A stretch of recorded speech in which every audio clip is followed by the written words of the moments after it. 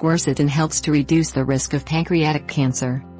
Pancreatic cancer, the fourth leading cause of cancer-related deaths for men and women in the United States, carries a poor prognosis, with a 5-year survival rate that currently hovers around a grim 5%.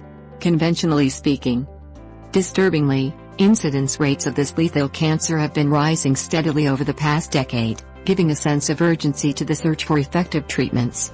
Now, just published research supports the ability of quercetin, a plant compound, to not only suppress the growth of pancreatic cancer cells, but to help significantly reduce the risk of developing the disease in the first place. Quercetin has multiple methods of action against cancer. Quercetin, a natural plant compound found in fruits and vegetables, has attracted the attention of researchers for its antioxidant, allergy-reducing and anti-inflammatory properties. It also appears to have the ability to help protect against cancer. Scientists have long known that eating healthy amounts of fruits and vegetables is associated with lower cancer rates, and, now, research is highlighting the reasons why. This beneficial flavonol promotes the activity of superoxide dismutase, an important antioxidant, thereby increasing the body's ability to neutralize harmful free radicals and reduce oxidative damage. It also reduces damage to cell DNA, mitigating the risk of potential cancer-causing mutations. But there's even more to quercetin's anti-cancer functions. A just-published new study pulls back the curtain to show how quercetin operates at a cellular level to foil cancer-promoting mechanisms in the body. Quercetin disrupts cancer-forming processes. In a study published last spring in Oncotargets and Therapy, researchers found that quercetin decreased the invasiveness and metastasis of pancreatic cancer cells. According to the team, quercetin interferes with a process known as EMT, or epithelial-mesenchymal transition, which loosens the junctions between cells and makes it easier for cancer to get a foothold. EMT works hand in glove with MMPs, or matrix metalloproteases, which also play an essential role in cancer cell invasion and metastasis. MMPs have the ability to degrade the extracellular matrix and allow tumors to infiltrate tissue. But, researchers found that quercetin was able to decrease the secretion of MMPs. When the team used an activating agent, pSTAT3, to increase EMT and MMP secretion, and make cells more malignant, quercetin seemed to stay a step ahead of the cancer cells, reversing EMT, invasion and metastasis by blocking the pSTAT3's signaling pathway.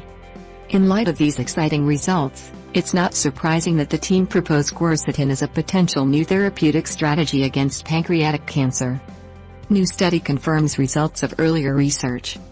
In a 2013 study, researchers had found that quercetin inhibited the growth of pancreatic cancer cells by inducing apoptosis, or cell suicide.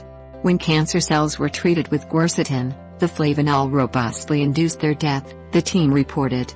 And, when quercetin was given orally, it significantly suppressed pancreatic tumor growth in live animals. This was important, because past animal studies had used injections of quercetin. However, the researchers found that oral quercetin was quite effective. The team also found that quercetin worked just as well to suppress tumors when used by itself as when it was combined with gemcitabine, an FDA-approved drug for pancreatic cancer. In fact, they stressed the fact of quercetin's effectiveness as a single agent against pancreatic cancer tumors, declaring, quercetin alone inhibited tumor growth to such an extent that it could not be further enhanced by the addition of gemcitabine. Like the researchers in the latest study, these scientists concluded by asking that quercetin be considered as a potential adjunct treatment for pancreatic cancer. Dietary quercetin intake reduces cancer risk.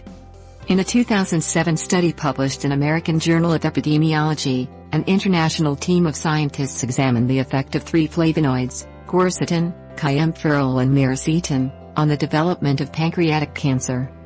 Researchers tracked food intake and health outcomes for over 183,000 participants for 8 years, and found that flavonols reduced the risk of pancreatic cancer, with the most dramatic protective effects found in smokers. Of the 3 flavonoids, researchers believed that quercetin had the strongest preventive effect, and noted that a full 70% of the participants' flavonol consumption came from quercetin-rich apples and onions. Protect yourself with a healthy dietary intake and supplementation quercetin. Obviously, it's a great idea to eat as many organic fruits and vegetables possible. In addition, You can obtain supplements in capsule or liposomal form, which can increase the nutrient absorption rate. Quercetin has very low toxicity, and usually causes few adverse effects. However, as always, we suggest you consult with a trusted healthcare provider that has nutritional experience to figure out what's best for you, especially if you have a serious health condition like cancer. In terms of food choices, onions, in particular, are a good pick, with over 21 milligrams of quercetin per 100 gram serving. Cranberries, kale, apples, broccoli, cherry tomatoes, grapes and green tea are other good sources of this beneficial flavonol. Studies into the cancer-fighting effects of quercetin are ongoing. If clinical studies bear out the encouraging findings of cell and animal studies, quercetin may very well be revealed as a powerful weapon in the fight against pancreatic and other cancers.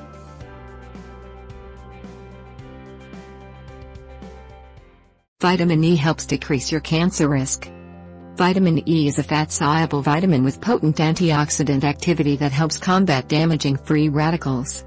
It also plays a role in the making of red blood cells, helps your body use vitamin K, which is important for heart health, and is involved in your immune function and cell signaling. As with many other nutrients, many do not get enough of this basic micronutrient from their diet. Insufficient vitamin E can increase your risk for a wide variety of diseases, including immune dysfunction, cognitive deterioration, cardiovascular disease and certain cancers, especially prostate, colon and lung cancers. Obesity heightens your risk of vitamin E deficiency further, in part because the increased oxidative stress in fat cells increases your body's need for vitamin E to begin with. Obesity also impairs your body's utilization of vitamin E. Food is your best source of vitamin E, since food contain a combination of the A types of vitamin E. Low vitamin E level again linked to higher risk of colorectal cancer.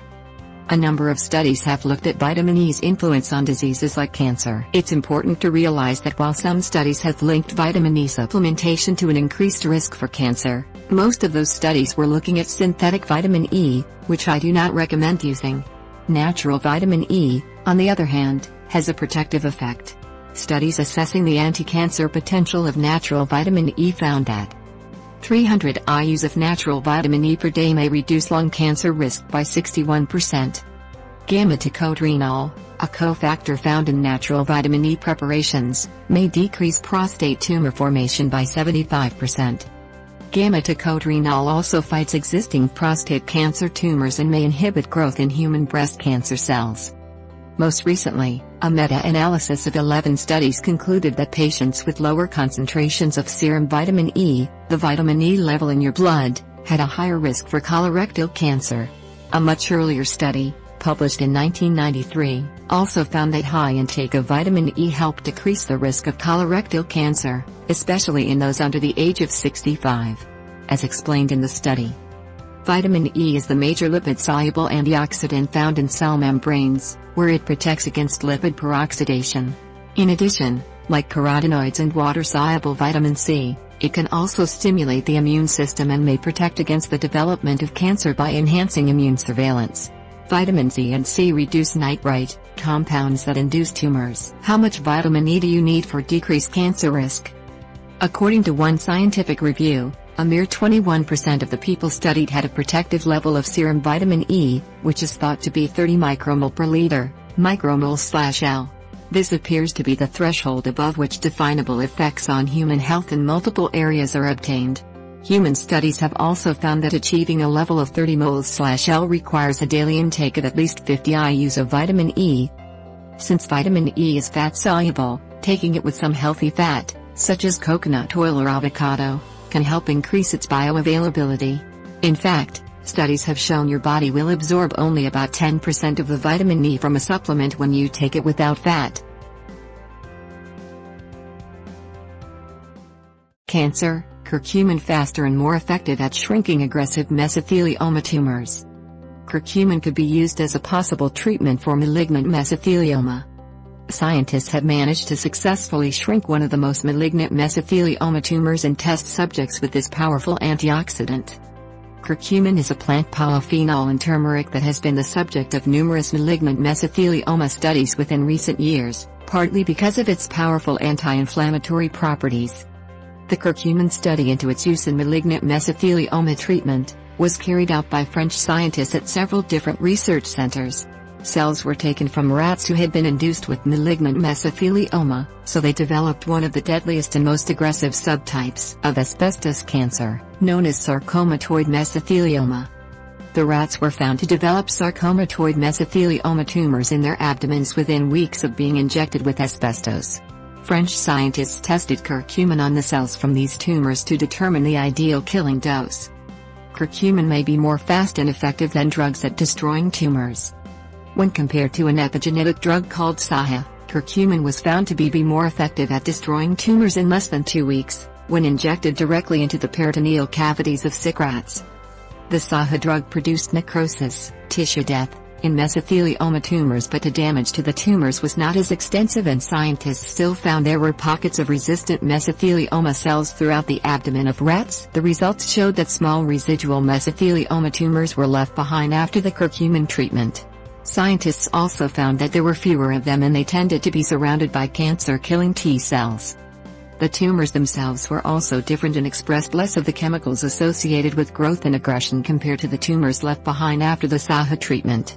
The lead author of the report, Dr. Paula Quen, concluded that the data opens up interesting new prospects for therapy of sarcomatoid mesothelioma with curcumin and its derivatives.